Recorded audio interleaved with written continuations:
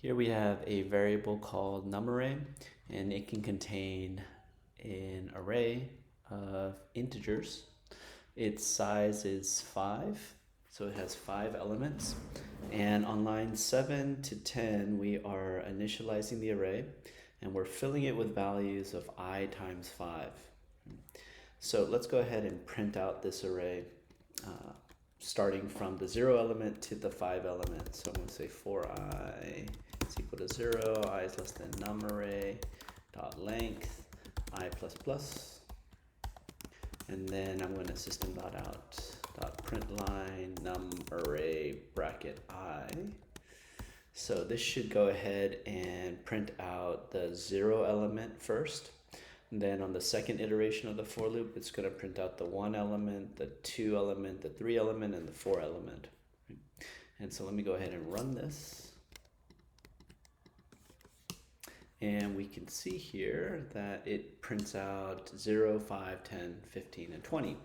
But what if we wanted to print out the elements in the array backwards, right? So we wanted to print out the 21st and the 5, the 10, the 15, the 10, the 5, and the 0, right? How would we do it?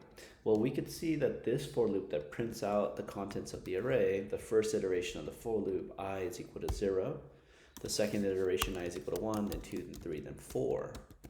If we wanted to print out the contents of the array backward, we would want it to print out 4 first, then 3, then 2, then 1, then 0. Right? So for the first iteration of this for loop, we want I to be equal to 4. Then the second iteration, we want it to be equal to 3. And we want it to basically count down. So how can we make that happen? Well, we want I to not start at 4, but instead we're going to start at numArray.length. Right? And now you need to ask yourself, what is numArray.length? Well, this is the length of the array. This is the number of elements in the array. And how many elements are in the array? There are 5. So we don't want to start I at numArray.length. We want to start it at numArray.length minus 1, namely 4. Right? And then what do we want to check here? Well, we want to check if I is not less than some number, since we're counting down. Right? If we're counting up, we want to check if it's less than 5, right? Which is when we want to stop. But if we're counting down, we want to check if it's greater than. Right? So I'm going to say greater than, and you can say either -1, or we could say greater than or equal to 0. Right? So this would be true, true, true, true, true, and then when I becomes -1, then this Boolean expression will be false and the for loop will stop. Right? Okay, great. And so now there's one last part. Right here we're doing I plus plus, which is increasing I by 1 after every iteration of the for loop.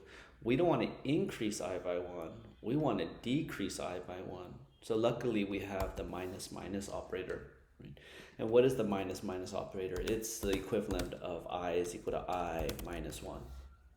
So what this does here is it subtracts 1 from the value of I. So let's go ahead and run through the program and see how this works. The for loop starts by initializing I to become 5 minus 1, which is 4. Then it checks is 4 greater than 0. That's true. So it prints out numArray sub 4, which is the last element in this array here that we initialized here. Right?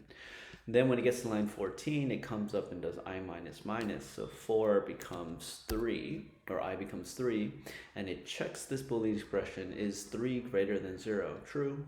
So it prints out the 3 element. Then it comes up and does I minus minus, so it does 2, then 1, then 0. Right? On 0, 0 is greater than or equal to 0. That's true. So it prints out the 0 element of the array.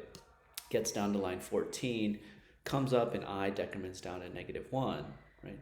Once it decrements to -1, then it checks this Boolean expression, is -1 greater than or equal to 0? False. So this for loop stops. And these are the values of I.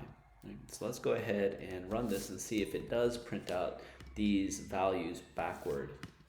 So let me go ahead and compile and run it. And where is it? view the terminal. And now you can see that it prints out the values backward, right? So starting with 20, 15, 10, 5, and then 0. So using this method here, we can iterate through an array starting from the opposite end.